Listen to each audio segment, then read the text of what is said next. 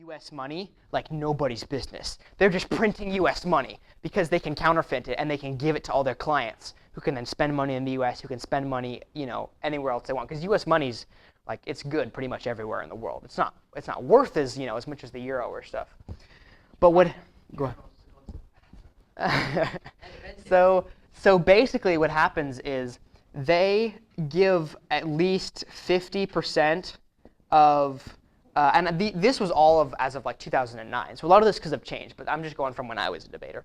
This is 50% of a lot of their printing goes to China, and I think the other 50% goes to North Korea. Yeah. But what happens is the U.S., whenever they want to get to the six-party peace talks with North Korea, they sanction Banco Delta Asia, and China and North Korea will literally do whatever the U.S. wants in order to get their money back from Banco Delta Asia. So we've gone to the six-party peace talks with North Korea and been like, you guys better pipe down, or we're going to sanction Banco Delta Asia. And they're like, okay, please, like, don't cut off our money, please. So. And that's that. And we've done that like 7 times as of like 2009 in the last like 15 to 20 years. And so if the U.S. ever wanted to really take out China, they could sanction Banco Delta Asia, and we could pull out all of the stocks that we hold in Chinese companies. And I mean, I guess they could do the same thing with us. But if we pulled out all of the stocks that we hold in Chinese companies, the Chinese free market would crash for sure. So anyway, I'm just going to add that to the Banco Delta Asia. So yeah, that was completely tangential, a historical fact that you'll probably never need to know for the rest of your life, but I knew it, so Banco. Probably. It's probably why. Delta Asia. China, there's a lot of forgeries of everything. Yeah, there is, yeah. Anything in China, give it to one person, he'll make like thousands of copies. It's pretty, yeah. Wait, so, who wants to take the impact?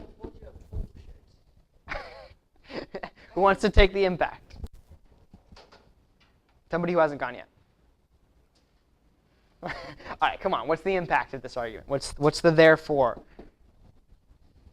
It would be that China is not going to be economically superior in years. Okay, that's the simple version. China is not. And we said the why. And of course, the extended version would be Yeah. through how it is going to crash. Right, exactly. So what would we use if we wanted to weigh the impacts? We could say, they say China's going to be economically bombed in 50 years. We say China could possibly crash in 50 years. Crash in 50, looks like crash. Crash in 50. They could get into a war and be overpopulated. So if you were a judge and you were looking at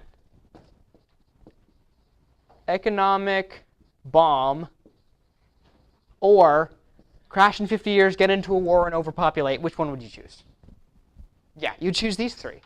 I'd much rather avoid my economy crashing, getting into a war, and my nation overpopulating than I would being economically the bomb. I'd rather be economically mediocre and avoid all of these things.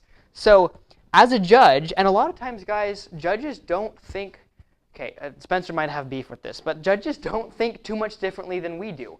Now, you do get, there are human beings. You do get a lot of judges who are like, you know what, like, I've been judging debate for 50 years, and you need debate how I want to see it, And sometimes you have to adapt to the judging style. But a lot of times when you get to the core of like a homeschool mom, like her thinking, a lot of times is making it simple and proving your points with evidence. And 4-point refutation provides the perfect, yeah.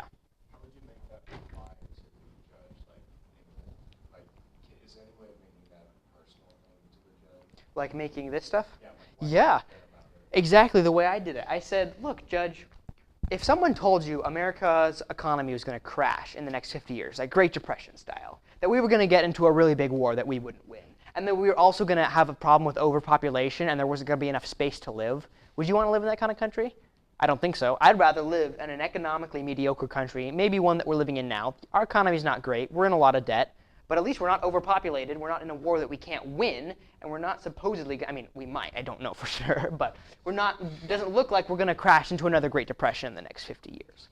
So you can make that to the judge. Whenever you make something personal to the judge, again, like you guys have to learn about my teaching style is I just go all over the place. Like I start on a topic and I just go. I'm like the Energizer Bunny, okay? I'm just like wherever they point me, I just go.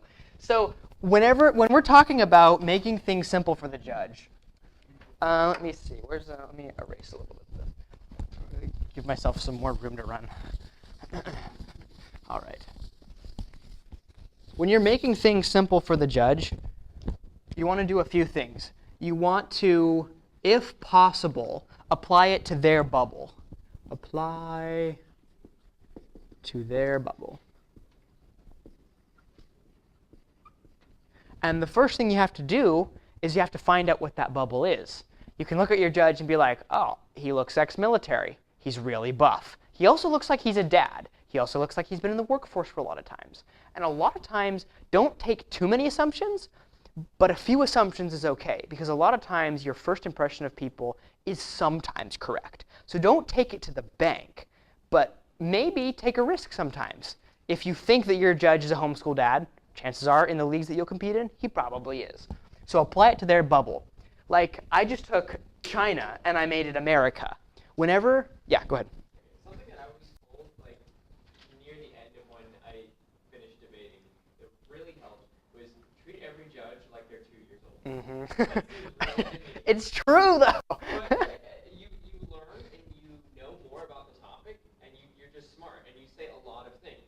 If Yeah. you're saying them fast or not explaining, oftentimes judges just don't get it. Right. If you treat the judge like you would your grandma or toddler, you say, hey, this is this, and this is why it matters, and this. Yeah. Just explain everything really clearly.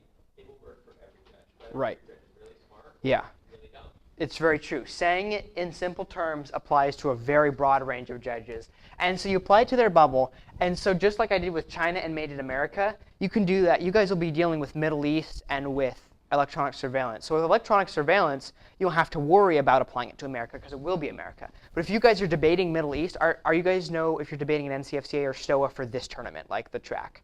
Is no? Okay. Well, we'll find out. But if you're debating Middle East, you'll be talking about Israel. You'll be talking about Iraq, Afghanistan, Syria. Make sure that you bring that back to America for the judge. Make the judge know what it would be like. Apply what's happening over there over here to make them think, wow, what if that was happening over here? Now, the smarter judges, I hope Peter Voll doesn't come back. If the smarter judges come and like the know-it-all debate judges, or like the debaters who are in college debate, they'll be like, oh, that's so wrong. Like, I just know everything. Like, you'll get those judges. Just ignore them, okay? It doesn't really matter if you win them, because they're the fringe of a lot of debate leagues. Apply it to their bubble, and secondly is you want to make them think. Make them think. Explain it in a way that will get their juices flowing. Explain it in a way that will make them rethink the way that the affirmative team said it. And the ways you can do that is paint a picture. Paint a picture. We talked about this in speech camp a little bit. The way you get a judge to think or to apply it to their bubble is you paint a picture. You use wording, like what we did when we proved that China was going to crash in 50 years. They're going to get into war. We made it America. We made the judge think about how that would happen if that was America. So you explain that with vivid wording. You paint a picture like, okay, judge, what if this was America? I'd rather live in a country that was economically mediocre than live in a country that was going to crash in the next 50 years, get into a war, and be overpopulated. You can paint kind of a world that they don't want to live in, and then they'll vote for the team's world that they do want to live in. That's not true all the time, but it helps, and it's true with a lot of homeschool moms and a lot of community judges especially. Got anything to add, Ty, just off the top of your head? Looks really good. Okay, sounds good. All right, so let's talk about a little bit more tips for beginners on 4-point refutation. All right, so we're going to do an exercise now on making it smooth. Because we know how to do 4-point refutation. You guys proved that to me. But let's make it run smoothly so you guys can be really good rhetors.